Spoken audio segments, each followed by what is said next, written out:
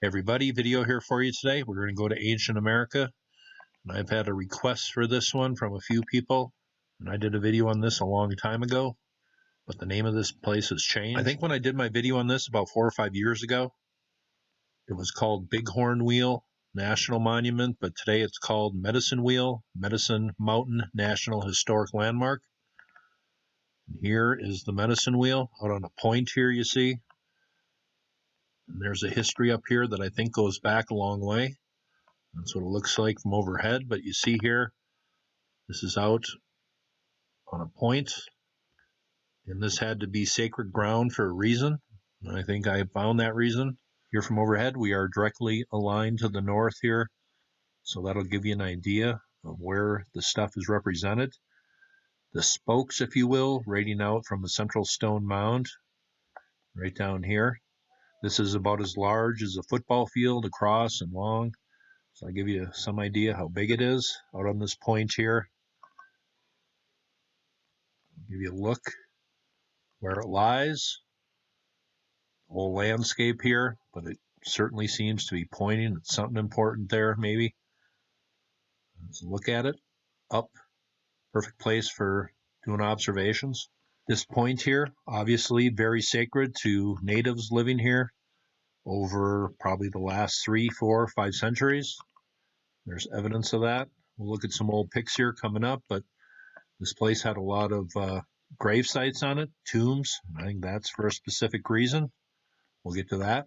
But just some remnants here, people being here for many centuries. I've also had some comments on a medicine wheel in Alberta, Canada. This is the Bow River down here, but right up here. This is called the Majorville Medicine Wheel. You can't see it very well from Google Earth. You can see the circle. You can see the central stone mound. Let's just take a look here. Here's a good look at it. Out in the middle of nowhere, kind of built up on a mound, a central stone mound with the radiating spokes coming out of it here. They date this back about 4,500 years, and it's built in kind of the same way as the one in Wyoming here I'm showing you. I will leave this link below from a couple of years ago, Canada's Stonehenge, older than many great spirit sites of the world. Here they have a little look at it here. They go over some history of it. And also in Canada, I made that video yesterday about that possible impact site. I'll have a few more of those coming. I think I found at least a few more. This is wyominghistory.org, and I will leave the link below. It says researchers have identified as many as 150 medicine wheels in Montana, South Dakota, Wyoming, Alberta, and Saskatchewan, Canada. The Bighorn Medicine Wheel is unique among features of this type. It is best known, one of the largest and best preserved on the northern and northwest plains. It was the first medicine wheel to be mentioned in popular literature and the first to be studied by the professional scientific community. Here is a very old pic from 1870 near South Pass, Shoshone Village. Things depicted on the teepee here. They think this might be the medicine wheel depicted right there. Here is about the earliest pic coming from the site. Stone cairn graves here. I think this place goes way back in history, and I think it was venerated for then centuries after, maybe thousands of years, who knows. But this picture was taken in 1903 by an S.C. Sims, and he was from the Natural History Museum in Chicago. Here's a pic coming from over 60 years ago. It says 1958, early August, bird's eye view of the Bighorn Mountain Medicine Wheel under exploration by the Sheridan chapter of Wyoming Archaeological Society. Here's a pic from the 1920s, and at the ends of some of these spokes, if you will, there are stone circular formations.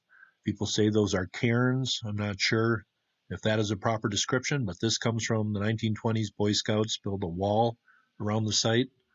That wall, I think you can see it right below the guy in the upper left there. Here's a look from the site. I'm sure cultures that lived over here over the last few centuries have venerated this site, maybe protected it or kept this place built up. That is just my thought. I think at the beginning I said this was about as big as a football field. The stone circle itself is only about 100 feet across, but the whole area up here, the whole thing that they have fenced in, the mound it's built upon, is about as big as a football field. Now, the general consensus, this was built maybe 1,700 years ago. And remember, we had the mound builders coming out to Yellowstone and getting obsidian and different things for artifacts. So Maybe that culture that was spread all over the eastern United States put a monument up here, but there appears to be maybe the remains of mounds up here, but those stone graves and other things. Hence, this place is very ancient. Now, I have no idea what I said on that video I made in this place 4 or 5 years ago, but one thing is clear to me today. If this is on a point, they are directing you at something. Let's take a look at something here. Stuff built on points by an ancient culture. Here is Serpent Mound. We think this goes back maybe 1,500 years, 2,000 years, maybe further. We're just not sure. But this is built out on a point here. What is that point at? A lot of you read Graham Hancock's newest book on the lost civilization in North America. Here is the point that Serpent Mound is built out on. It points directly at the summer solstice sunrise. Let's go back to Wyoming. Here we are on Earth Pro. Here is the point coming out, and it is pointing right in this direction, right here. Let's watch for the sun rises on December 21st. It's aligned perfectly to the winter solstice, and it comes up over the highest point in the horizon.